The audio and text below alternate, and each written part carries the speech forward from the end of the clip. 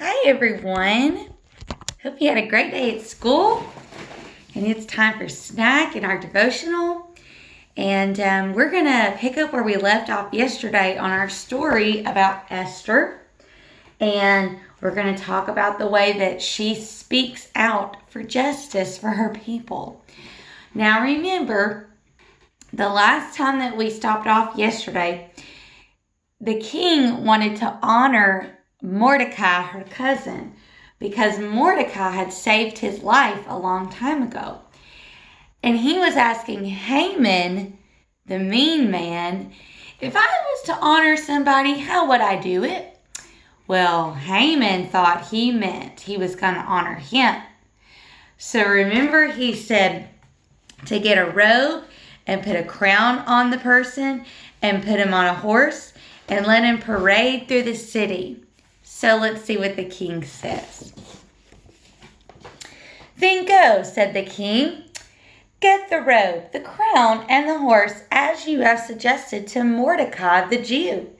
So Haman did as the king commanded. Oh, how do you think that Haman felt when he said to do it to Mordecai? Probably a little bit embarrassed and a little bit upset, right?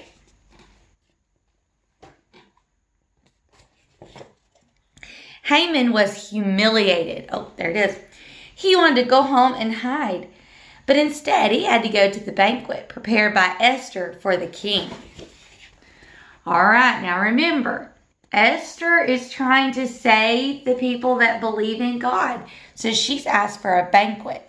Let's see what happens at this banquet. After the banquet was over, King Xerxes again asked Esther. Make sure I didn't skip a page. Okay, nope, I didn't. King Xerxes asked Esther, what can I do for you? Up to half my kingdom is yours if you ask. So the king is basically telling her, what would you like? I'll give you anything you want. Esther responded, if it pleases you, grant me my life and spare my people, for we are to be killed. Who would do such a thing? Asked the king. The wicked Haman, replied Esther. Haman was so terrified that he thought that he would faint. King Xerxes leaped to his feet and shouted for his guards. One of the soldiers said, there's a gallows outside Haman's house. Hang him on that, shouted the king. Oh, remember? Haman was the one who got the gallows built, right? Because he was going to do that to Mordecai and the Jews. Oh dear. So Queen Esther saved her people and reigned for many years. Mordecai moved to the castle as the king's most trusted advisor, and the Jews live on to the present day. All right. So Esther saved her people and Mordecai and herself. If she had never have spoken up, what do you think would have happened? Let's talk about that for a minute. I want you to pause the video and I want you to answer this question. What would have happened if Esther never spoke up for the Jews? She was trying to get justice for them. Remember? They were going to be killed because they believed and worshiped God. So what would have happened if she had never spoke up for them? Stop the video and talk about that for a minute. Okay? Now that you've stopped the video and you've talked about what would have happened if Esther had never have done what she did. Okay? Now I want you to answer this question. I want you to stop the video and I want you to answer this question. What if you never speak up for justice? What if you know that you're going to have times in your life where something is going to happen to someone that's close to you that's not going to be fair? Things are going to happen to you that are not fair. So what if you never speak up for justice? What could happen because of that? So I want you to stop the video and talk as a class. What could happen if we never speak up for justice? All right. So stop the video and talk about that for a minute. Okay, now that you've talked about that for a few minutes with your class, now let's go ahead and let's say our memory verse together. Oh, we've been working on this all week, so let's do it together, okay? Okay. See that justice is done. Let mercy be your first concern and humbly obey your God. Micah 6, verse 8. All right, I'm going to hold it up while I say it so you can see the words.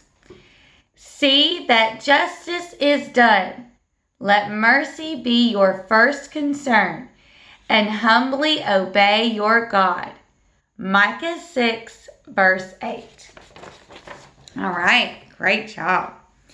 Okay, now what we're going to do, we're going to go ahead and say the the rules, okay? Go ahead and do those together. All right, let's start with number 1.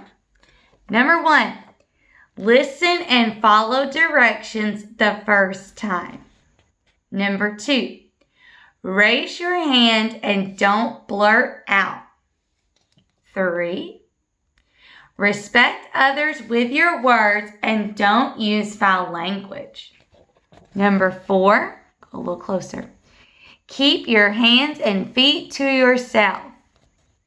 5, no cell phones, electronics, or toys in program.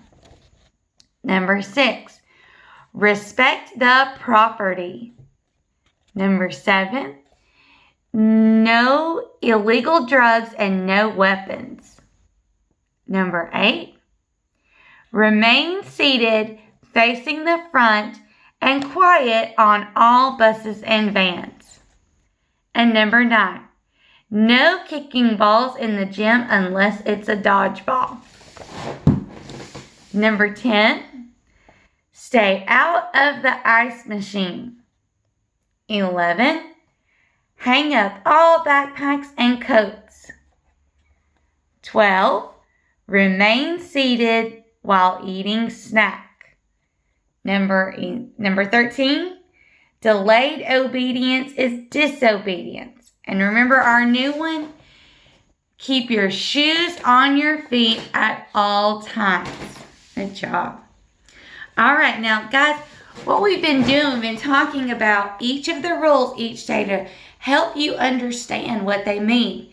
So we've already done 1 and 2, so now let's do number 3. All right, oh, I love this one. Respect others with your words and don't use foul language. All right, let's talk about the part that says don't use foul language first. So we know that it is not okay in program to use curse words, okay? Now, the other part of it is we should not be using words to each other like you're stupid or you're ugly, okay?